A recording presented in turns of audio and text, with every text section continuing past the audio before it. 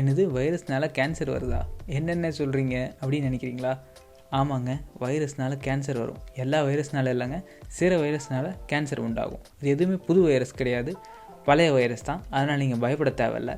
வைரஸ்னால எப்படி கேன்சர் வரும் அப்படின்னு நீங்கள் தெரிஞ்சுக்கணும்னு ஆசைப்பட்டீங்கன்னா இந்த வீடியோ ஃபுல்லாக பாருங்கள்.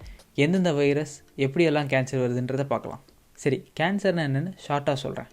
நம்ம உடம்புல இருக்க செல்கள் கண்ட்ரோலை மீறி வளர்கிறது தான் கேன்சர். இந்த செல் எண்ணிக்கையை கண்ட்ரோல் பண்ணுறது சில ஜீன்கள் தான். அந்த ஜீன்கள் ஏதாவது பிரச்சனை வந்ததுனா தான் அந்த செல் கேன்சர் செல்லாக மாறுது. கேன்சரை பற்றி டீட்டெயிலாக நீங்கள் தெரிஞ்சுக்கணும்னு ஆசைப்பட்டீங்கன்னா வீடியோ லிங்க் டிஸ்கிரிப்ஷனில் இருக்குது, போய் பார்த்து தெரிஞ்சுக்கோங்க. பொதுவாக சயின்டிஸ்ட் என்ன சொல்லுவாங்க அப்படின்னா, வைரஸ்ன்றது ஒரு உயிரே கிடையாது. ஏன்னா அதில் வெறும் ஜெனட்டிக் மெட்டீரியல் மட்டும்தான் இருக்கும். அதாவது டிஎன்ஏ இல்லை ஆர்என்ஏ இருக்கலாம், அது போக சம் ப்ரோட்டீன்ஸ் இருக்கலாம், அவ்வளோதான். அதுக்கு வேறு எதுவுமே கிடையாது. அதுக்கு சாப்பாடு கிடையாது, அதனால் எனர்ஜி உருவாக்க முடியாது, அதனால் இனப்பெருக்கம் பண்ண முடியாது, எதுவுமே பண்ண முடியாது. அது இனப்பெருக்கம் பண்ணணும் அப்படின்னா ஒரு உயிருள்ள செல்லுக்குள்ளே போய் மட்டும்தான் பண்ண முடியும். இனப்பெருக்கம் பண்ணுறதுக்கு டிஎன்ஏவை காப்பி எடுக்கணும். அப்படி அந்த டிஎன்ஏ இல்லை ஆர்என்ஏவை காப்பி எடுக்கிறதுக்கு அந்த வைரஸ் கிட்ட எந்த டூலுமே கிடையாது. ஆனால் அந்த டூல்லாம் நம்ம செல்கிட்ட இருக்குது. அதனால தான் வைரஸ் நம்ம செல்குள்ளே வந்து இனப்பெருக்கம் பண்ணுது. சரி, இது எப்படி கேன்சர் கூட லிங்க் ஆகுதுன்னு பார்க்கலாம். பெரும்பாலும் வைரஸ் என்ன பண்ணுன்னா, நம்ம செல்குள்ளே அதோட டிஎன்ஏ இல்லை ஆர்என்ஏ மட்டும் இன்ஜெக்ட் பண்ணி விட்டுரும். அந்த ஜெனட்டிக் மெட்டீரியல் நம்ம செல்லுக்குள்ளே இருக்க சில டூல்ஸை வச்சு காப்பி எடுத்துக்கும்.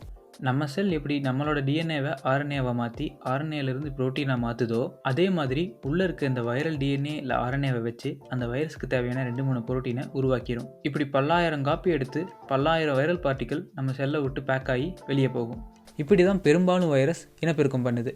ஆனால் சில வைரஸ் என்ன பண்ணணும்னா, ரொம்ப தெளிவாக பிளான் பண்ணி நம்மளோட எதிர்ப்பு சக்திக்கிட்டேருந்து தப்பிக்கிறதுக்காக அதோட டிஎன்ஏ செல்லுக்குள்ளே விடும்போது அந்த டிஎன்ஏ நம்ம நியூக்ளியஸ்குள்ளே போய் நம்ம டிஎன்ஏ கூட இன்டிகிரேட் ஆயிரும். ஸோ நம்ம டிஎன்ஏக்குள்ளே அது நல்லா மறைஞ்சிக்கும். நம்ம செல்களில் டியூமர் சப்ரஸர் ஜீன் அப்படின்னு சில ஜீன்கள் இருக்குது. அதோட வேலை என்ன அப்படின்னா, கேன்சரை எப்போவுமே தடுத்து நிறுத்தி வச்சுருக்கும். இன்னொரு குரூப் ஆஃப் ஜீன்ஸ் இருக்குது. அது என்னென்னா ஆன்கோ ஜீன்ஸ் அப்படின்னு சொல்லுவாங்க.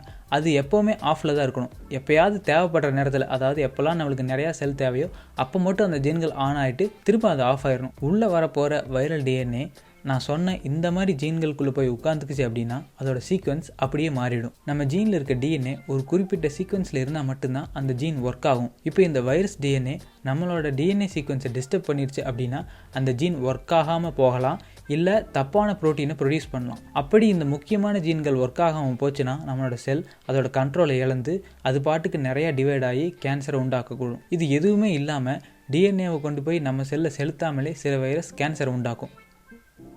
உதாரணத்துக்கு ஹெப்படைட்டிஸ் வைரஸ் எடுத்துக்கலாம். அதாவது மஞ்சக்காமாலை உண்டாக்கக்கூடிய வைரஸ்.